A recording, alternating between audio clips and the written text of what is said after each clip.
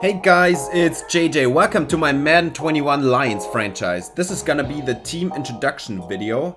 And I chose this Lions team because I think the roster is badly constructed from top to bottom. And there's a lot of injury prone players, and we'll start with Matthew Stafford. I don't know the last time that he was not injured ending the season, but ratings based, he's a really good quarterback. He has good accuracies and good throw powers, and all the intangibles are there to be a franchise quarterback. But he is 32, and if he is gonna be injured all season, every season, then I'm looking to move on. And that being said, let's go to running back, which is about the most exciting position I can see on this team, because you have Kerryon Johnson. He's 23 and 82 overall, mostly power back. He relies on break tackle and trucking, and he has a good stiff arm, obviously. But he also can juke out and spin out people if he wants to. He is gonna be the centerpiece of our offense in the first season, because we're gonna run the football as much as we can. And that being said, he's gonna be splitting carries with DeAndre Swift, the 21-year-old rookie out of Georgia. He is hidden dev. He has really good change of direction. He's a good receiving back too. I like his juke and his spin move. His break tackle is not that great, or his trucking, but he's not gonna be doing that a lot because that's Kerryon Johnson's game. And I'm looking forward to playing with him. He's gonna be a centerpiece of our offense for years to come. Now, let's go to the receiver core. The centerpiece of this receiver core is Kenny Golladay, a 26-year-old superstar out of Northern Illinois. He's gonna be in his contract season after the rookie deal, and he's probably gonna get a big extension. He's really good at the catch point. He's physical. His route runnings are good, not great, but good, and he has 93 jumping, and I like that a lot because I like to throw goal line fades. And that being said, he also has a good stiff arm, a good juke, good ball carrier vision. He can juke out some people if he wants to after the catch and create some extra yardage. And that's the exciting part of the receiver core. Let's go to the less exciting parts. Marvin Jones is good, but he is 30, and he's not that particularly fast. He's a good deep route runner. He has good catching ratings, especially 96 back catch, which is really good. But let's go to the contract, because he is in the last year of his deal and he makes almost 10 million. And that is too much money he is making, in my opinion, for him to be a number 2 receiver. So I'm probably gonna be moving on from him, but let's see what he can do in his first season. Next up, Danny Amendola. He is 34, and he's not gonna be on this team for very long because he's a slot receiver and he's gonna regress a lot. I mean, we don't know actually, because I didn't check out the regression up until now from the new Madden, because in Madden 20 it was really bad, and they said they switched it up. I don't know it yet, but let's see. Geronimo Allison is a 5th-year wideout. He played for the Packers for 4 years, and he did not have any breakout season. He has only 87 speed, and he doesn't have a skill set that we don't have on the roster already. And that being said, we're gonna move on to the last interesting receiver. It's Quintez Cephas. He's only 87 speed, and his route runnings are really not good. And he's also a physical guy.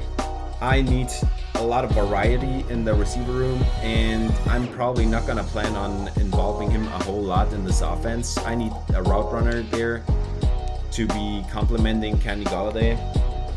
And let's see, we go to the tight ends. TJ Hockenson is gonna be my primary weapon if it comes to tight ends, and he's really good. I like him a lot, and his speed is not that great, but yeah, Hunter Bryant was the 3rd tight end on the depth chart. He's probably gonna be my number 2 tight end.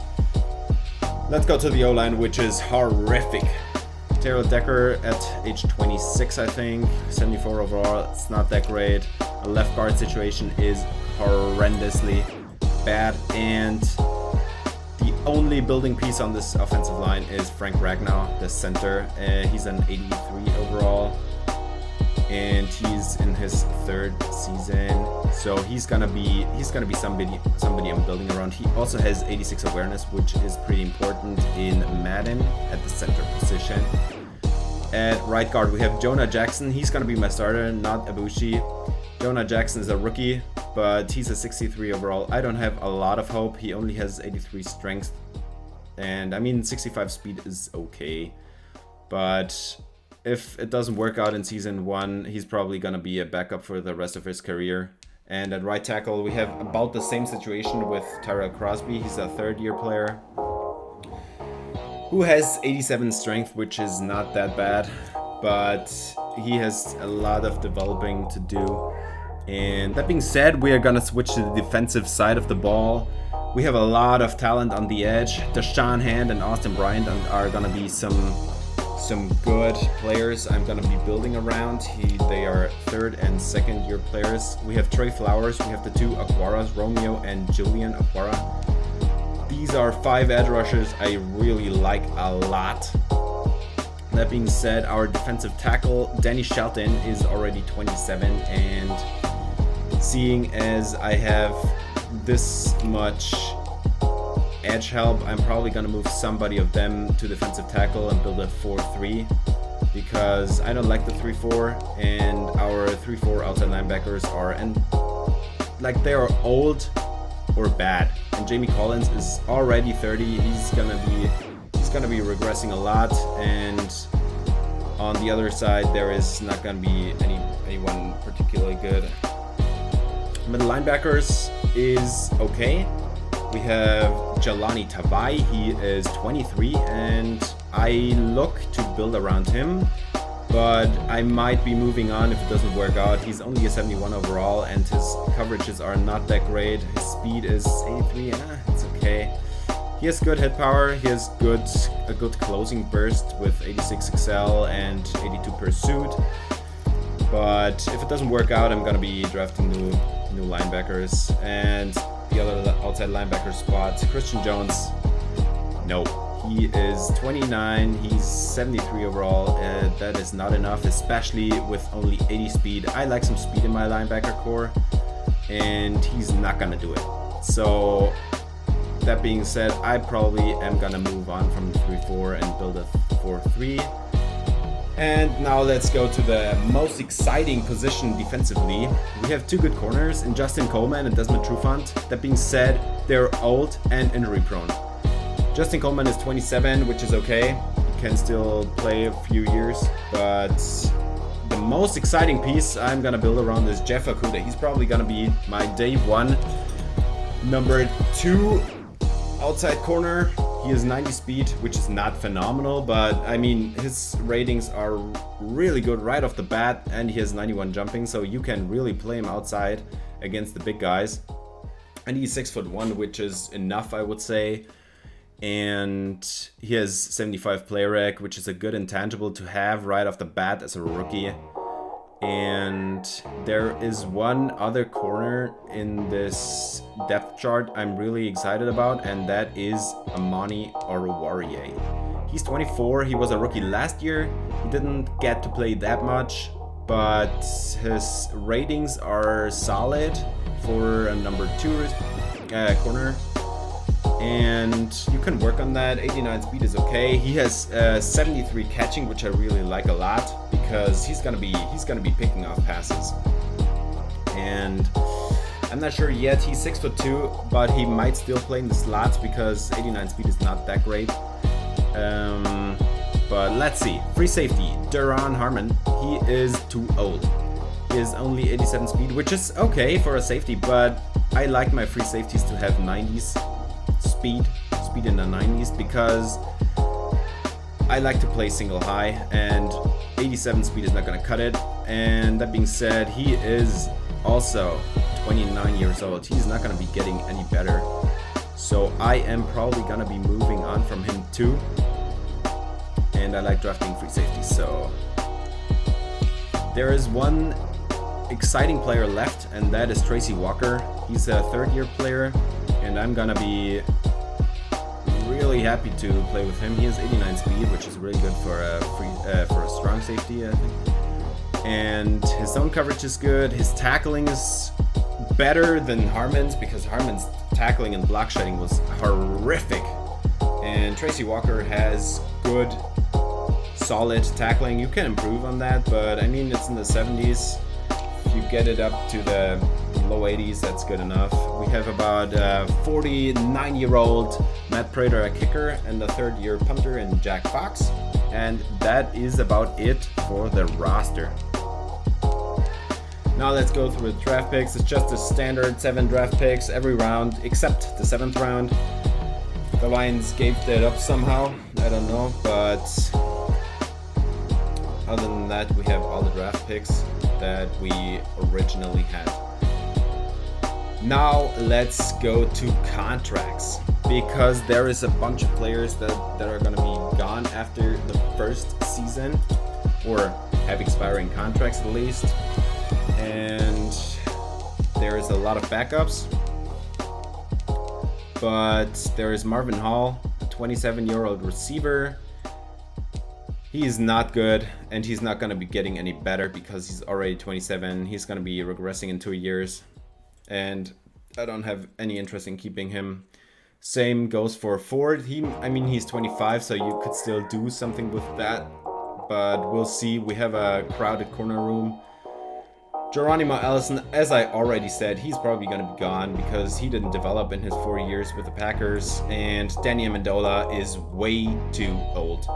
Maybe I'm going to keep him around if the regression doesn't hit him too hard, but he is probably going to be gone, and he's not going to be a building block a whole lot longer. Roberts, he's 29. 75 overall is okay, but I already have 3 starting corners. And I'm not gonna pay a 75 overall money that is 29 years old, and that's why he's probably gonna be gone too after this season. The next up after next season is gonna be Desmond Trufant. Let's see what he can do. Let's see how he regresses. Maybe he's gonna be getting a 1 or 2 year deal after that. Same goes for Danny Shelton, but I'm not all that optimistic. And that's about it for the contract situation.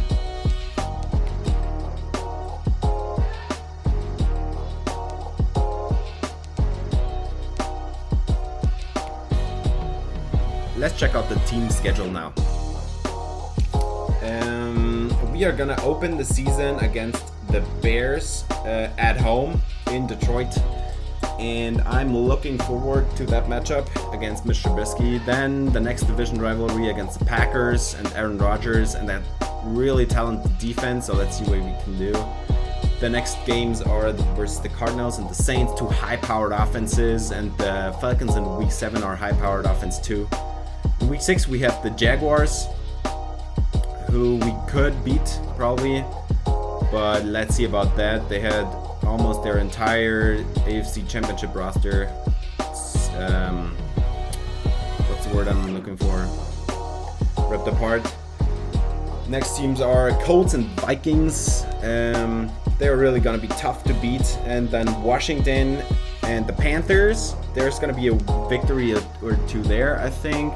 Texans are going to be hard. Let's see how we can contain Deshaun Watson, but they don't have DeAndre Hopkins anymore. And then another doubleheader against the Bears and the Packers in Week 13 and 14.